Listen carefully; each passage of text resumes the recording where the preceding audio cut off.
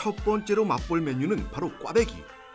인간 노포 사장님의 농익은 손목 스냅으로 부드럽게 꼬아준 꽈배기 반죽을 기름에 노릇노릇하게 튀겨낸 뒤 고소함에 달달함까지 추가하면 감탄을 절로 자아내는 꽈배기가 완성된다. 바나나, 양파, 양배추 거기에 이제 비법이 있습니다. 반죽물에 들어가는 바나나, 양파, 양배추는 자연의 단맛을 내는데 특히 바나나는 반죽을 더욱 부드럽게 한다고. 잘게 썬 재료를 한데 모아 믹서로 곱게 갈아내면 달콤한 비법 반죽물이 완성된다. 비법 반죽물을 준비했으니 이제 본격적으로 47년 인간 노포의 영업 비밀인 반죽 만들기가 시작된다. 비법 반죽물과 우유, 베이킹 파우더 등 주인장의 손이 기억하는 익숙한 비율로 재료를 넣어 섞어주고 마지막으로 밀가루까지 넣고 나면 100% 수작업, 365일 매일같이 주인장이 직접 손반죽으로 섞어 만든 노포만의 비법 반죽이 탄생한다. 그리고 30분간 실온 발효를 거쳐야 비로소 빵 반죽이 완성. 주인장의 손길을 거쳐 탄생한 명품 수제 반죽은 바삭하고 촉촉한 꽈배기로 변신한다. 이 비법 반죽물이 노포의 영업 비밀이었다.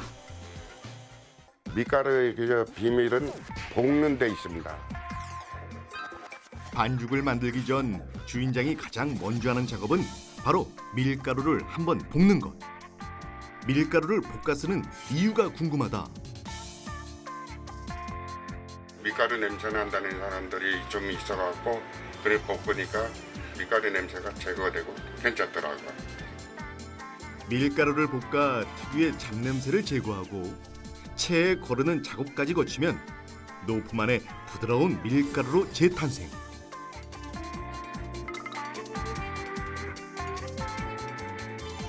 일반 밀가루와 볶은 밀가루를 섞어서 사용하면 더욱 고소한 맛의 반죽이 완성이 된다.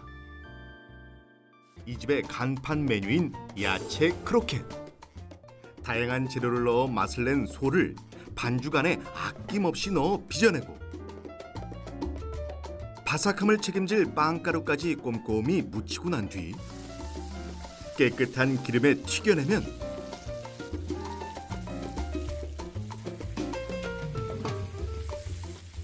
튀기고 바로 먹으면 더욱 맛있는 영양 만점 야채 크로켓이 완성된다. 간 돼지고기, 양파, 대파, 부추 등 각종 재료들을 넣고 정체불명의 비법 기름을 넣는 주인장. 이 기름의 정체가 궁금하다. 야채 고르게 속의 비밀은 파마늘 기름.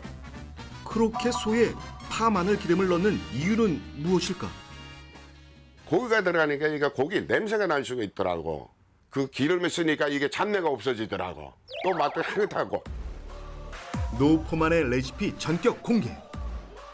먼저 끓는 기름에 파를 넣고 마늘과 생강을 차례로 추가한다.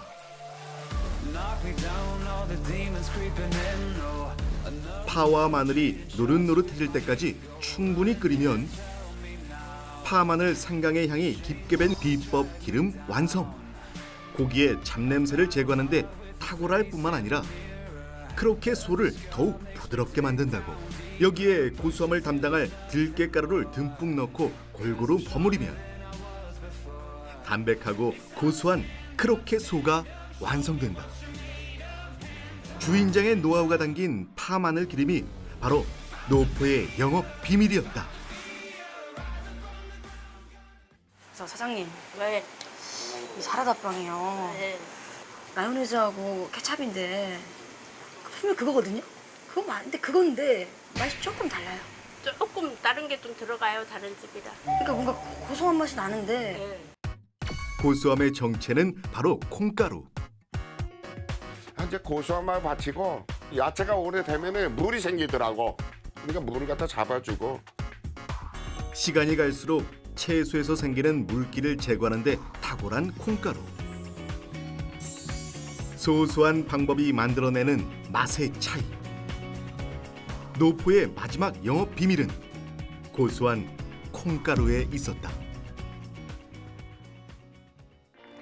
이곳 희포를 대표하는 메뉴는 바로 새빨간 국물이 매력적인 육개장. 고명은 당면과 고비나물, 양지고기, 여기에 얼큰하면서도 깊은 맛의 국물이 더해지면 희포의 대표 메뉴 육개장이 완성된다. 49년을 이어온 육개장, 그 역사를 품은 맛이 궁금하다. 이제 저희 육개장은 육수를 마지막에 토론 방식으로 해서 토렴이요? 네. 국밥에 주로 쓰이는 토렴. 찬 밥이나 국수에 뜨거운 국물을 여러 번 부었다 따라내길 반복해 데워주는 요리 방식이다. 토렴은 밥에 토렴하는 거 아니에요? 밥이나 이렇게 고기 토렴하지 채소를 토렴한다고요? 보통 육개장은 모든 재료를 한데 넣어 끓여내는 것이 정석인데 저희는 손님한테 나가기 직전에 각각의 재료를 한데 모아서 토름의 방식으로 해서 손님들한테 대접해드리고 있거든요. 주문과 동시에 조리를 한다는 희포의 철칙. 여기에 숨겨진 비밀은 바로 가진 재료를 뜨거운 국물로 데워주는 토렴이었다. 한데 넣어 끓이는 것보다 더 오랜 시간과 정성이 필요한 토렴. 그럼에도 이 토렴을 고집하는 이유는 무엇일까? 재료들이 맛이 살아있고 그리고 육개장 육수의 칼칼한 맛을 살리기 위해서 사용하고 있습니다.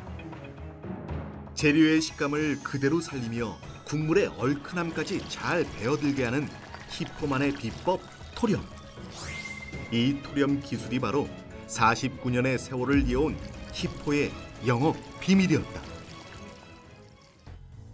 먼저 육수의 기본 양지부터 깨끗하게 핏물을 제거해주고 끓는 물에 핏물을 뺀 양지를 투하한다. 여기서 잠깐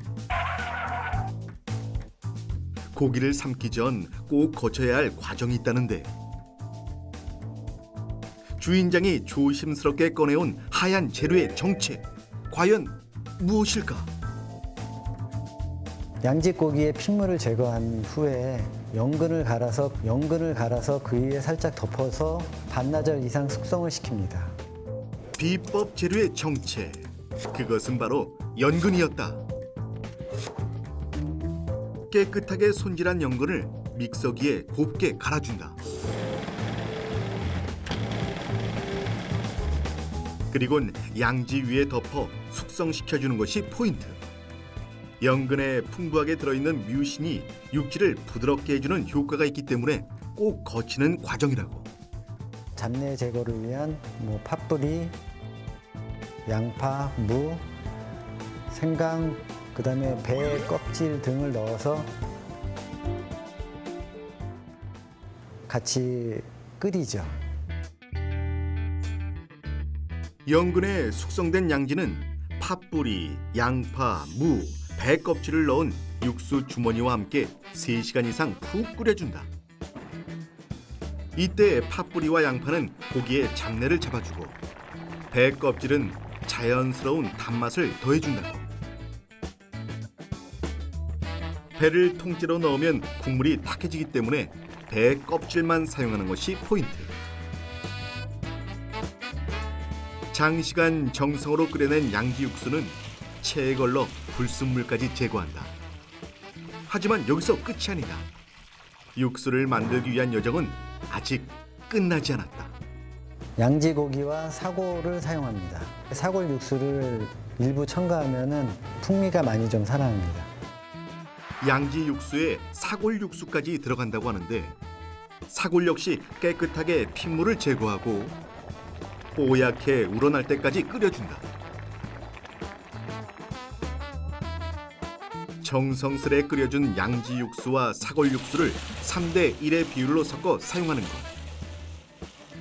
오랜 세월 이어온 육개장 육수의 영업 비밀이었다.